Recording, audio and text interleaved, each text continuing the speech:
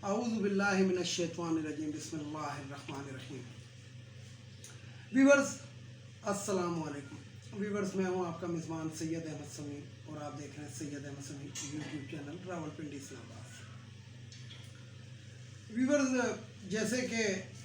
पाकिस्तान के अलावा मतलब पाकिस्तान में तो हो ही रहा था, पूरी दुनिया ने कल एक तमाशा देखा और हमारी अदलिया अदालतों को और हमारी जजेस, अदालतों का नहीं, इसमें अदालतों का तो कसूर ही नहीं, हमारे ज़मीर फरोश जजों का इसके अंदर वो है जो रात को एक घर में जमा होते हैं और उसके बाद वो वहाँ पे बैठ के सोमोटो डिसाइड किया जाता है। वहाँ पे उस घर के अंदर बैठ के डॉलरों की तकसीम की जाती है। जो डॉलर उनको मिले होते हैं, जो शहबाज शरीफ या कोई भी उनको पहुँचाता है, उनको तकसीम करने के बाद सोमोटो लिया जाता है। वही कहानी कल रात को भी दोहराएगी। तो मैं तो ये जानता हूँ कि जो खान कहता था कि मैं इनको घसीटूँगा और मैं इनको रुलाऊंगा, तो कल उसने रुला कर आखिरी गेंद तक इनको, जिसे कहते हैं ना, वो पदाया इनको। और उसके अंदर ये देखें कि इस्लामाबाद हाई कोर्ट भी अपना हिस्सा डालने के लिए तैयार हो गई। वैसे तो सब ने डाला, हस्बे तौफीक जितने भी बगैरत किरदार थे उन तमाम ने हिस्सा डाला। उसके अंदर मौलाना फजलुर रहमान, आसिफ अली जरदारी, बिलावल भुट्टो, हमजा शरीफ, शहबाज शरीफ, मरियम नवाज, ख्वाजा आसिफ, अतर मिनल्ला, चारों ये जो जज थे सुप्रीम कोर्ट के, और कुछ वो इदारे जो खुफिया इदारे हैं, आज बरबला उनका नाम ले रहा हूँ, उन लोगों का भी, क्योंकि ये खुफिया इदारे पहले तो नवाज शरीफ को यहाँ तक चढ़ाने के अंदर अहम किरदार अदा करते हैं। जनाब, उसको 2/3 अक्सरियत 2 दफ़ा इन्होंने दिलाई, IGI बनवाई, असलम बेग ने क्या कुछ किया, दूसरे तीसरों ने क्या कुछ किया। लेकिन जब एक मुहिब्बे वतन लीडर जिसने बताया कि देखो ये चीज़ हो रही है, उसके पीछे खड़े नहीं हुए, तो मैं यहाँ पे आर्मी चीफ से भी पूछता हूँ कि आपने मुल्क के दिफा का हलफ उठाया हुआ है और आपने उस दिफा के उसके अंदर ये लफ्ज़ शामिल होगा डेफिनेटली कि बैरूनी ख़तरात से निमटने के हम कसम उठाते हैं। लेकिन ये बताएं, क्या अंदरूनी एलिमेंट्स जो हैं उनको कुचलने का जिम्मा आपको नहीं है? अंदरूनी जितने मर्जी ताकतवर हो जाएं, जो सरेआम मीडिया में बैठ के कहें मैं तो जनरलों की इज्जत करता हूँ, ब्रिज का किरदार अदा करता हूँ, बुरके के अंदर, ये बताएं आर्मी चीफ साहब, हमें सिर्फ ये बताएं कि क्या एक आम आदमी आपसे मिल सकता है? मौलाना फजलुर रहमान जिस तरीके से आपसे मिल सकता है, जिस तरह शहबाज शरीफ बुरका पहन के आपसे मिल सकता है, वो जो क्या नाम है होगा उसका, गवर्नर सिंध जो है पहले का, मतलब एक्स गवर्नर सिंध जो है, नवाज शरीफ के खतूत तो नहीं कह सकते, पैगामात आपको पहुंचाता है, तो इस तरीके से कोई आम आदमी आपसे मिल सकता है? लेकिन आप उन लोगों से ज़रूर मिले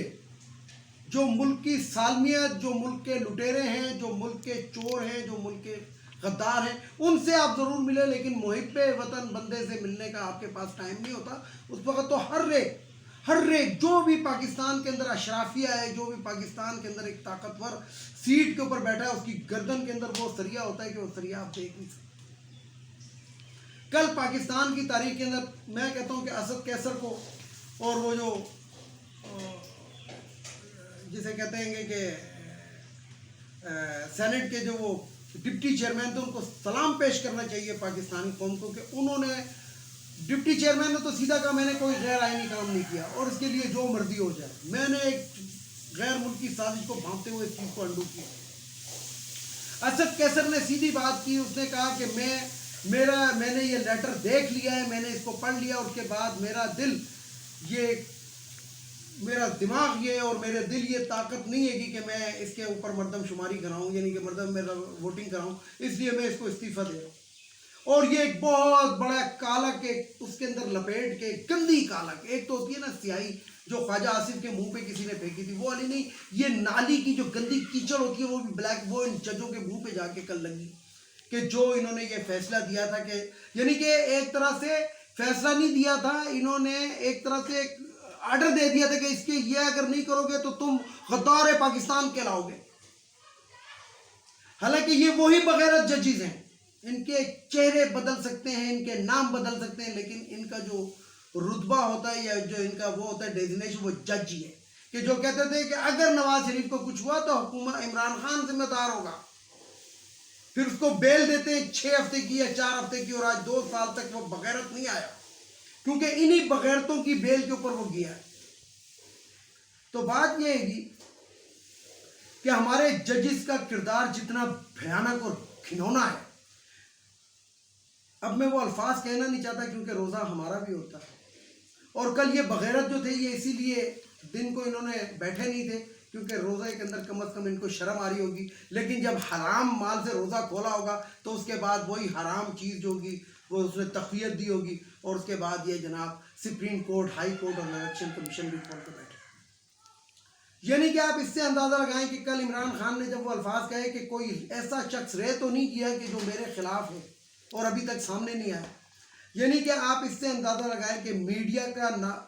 बदनुमा चेहरा, जजिस का बदनुमा चेहरा, अपोजिशन तो है ही बदबूदार। मौलाना फजलुर रहमान से बदबूदार तो दुनिया का कोई शख्स नहीं है। शायद यहूदियों में से खुशबू आती हो, लेकिन इस दीन फरोश के अंदर से खुशबू नहीं, इसके अंदर से बदबू, इसकी तो शक्ल ही भयानक है, मनहूस। तो मकसद ये है कि जिसने जितना हिस्सा डालना था इस मुल्क और कौम को खर्क करने के अंदर, उन्होंने अपना डाल दिया। लेकिन मैं आपको एक बात बताऊं, इस मुल्क अब ये वो वाला मुल्क नहीं रहा। अगर इमरान खान 2/3 अक्सरियत से आया, और जो आएगा हम जाएंगे, अब तो हम इसके साथ जाएंगे, हर घर में जाएंगे, हर जगह पे जाके लोगों को बताएंगे, तो सबसे पहले तो इन जजिस से हम बदला जरूर लेंगे, और लेना भी चाहिए। जिस तरीके से जब नवाज शरीफ की पार्टी नून लीग ले सकती है, जब मरियम नवाज ले सकती है, जब बिलावल भुट्टो जरदारी जो है आप लोगों की बेइज्जती कर सकता है, तो आपकी तो अब बेइज्जती लाइव होगी आपकी। और जिस तरीके से एक शख्स को निशाना बनाया गया है, सिर्फ एक शख्स को, यानी कि आसिफ अली जरदारी ने कल जब उसने काबीना में बैठ के कहा कि जनाब सिर्फ इमरान खान के अलावा बात हो सकती है, तो इससे इधर भी इन जजिस को शर्म नहीं आई, और जजिस के अलावा उन इदारों को शर्म नहीं आई जिनके ऊपर ये इल्जाम लगता था कि ये सिलेक्टेड है उनका। लेकिन मैं यहां पे यही कहूंगा कि जो इंपोर्टेड गवर्नमेंट, जो इमरान खान ने इंपोर्टेड का लफ्ज दिया, इंपोर्टेड गवर्नमेंट जो अब पाकिस्तान के ऊपर मुसल्लत की जा रही है, जिसमें हमारी जजिस, जिसके अंदर हमारी मुसल्लह अफवाज के कुछ अफराद का किरदार है, जो मुझे शक है, मैं ये नहीं कहता कि पूरा इदारा, लेकिन कुछ अफराद ऐसे हैं उसके अंदर, या एक ऐसा शख्स मुलविस है कि जिसकी अनकरीब कुछ इधर उधर शफलिंग की गई थी। मेरा ख्याल है कि वो शख्स मुलविस है, ये मेरा ज़ाती राय है। इसके अलावा आप अगर देखें तो हर एक किरदार आपके सामने खुलकर आ गया, किसी मुहब्बे वतन को सुना ही नहीं गया। आखिर में सिर्फ एक बात बताऊं कि वो एतजाज एहसन साहब किधर है।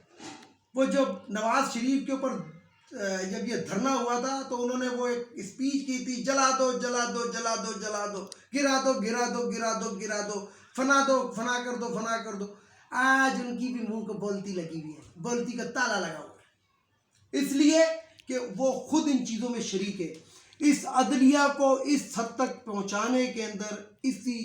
एतजाज एहसन का हाथ है, और मैं ये इस वीडियो में नहीं, बहुत वीडियोस में मैं पहले भी बता चुका हूँ। जिस तरह नून लीग को तक़वियत देने के अंदर जनरल राहील शरीफ का हाथ था, जिसने मरियम नवाज के ऊपर तमाम स्कैंडल्स होते हुए, तमाम मीमूस के स्कैंडल होते हुए और डाउन लीक्स होते हुए, उसके बावजूद इस शख्स ने इसको रिलीफ दिया, जिसका खुमियाजा पाकिस्तान की 22 करोड़ आवाम भुगत रही है।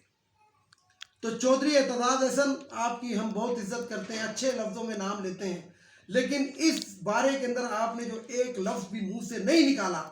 क्योंकि आपके जो आका है बिलावल भुट्टो और आसिफ अली जरदारी, आपने ये कहा गेम जो खेला है इसमें आप भी शरीक हैं, क्योंकि आज आपकी वो जला दो गिरा दो नजर नहीं है। जरूरी नहीं है कि एक शख्स जो है वो सच के लिए तीर और तलवार उठा ले, ये भी इतना ही बहुत होता है कि बंदा कहे कि हाँ यार ये शख्स राइट है।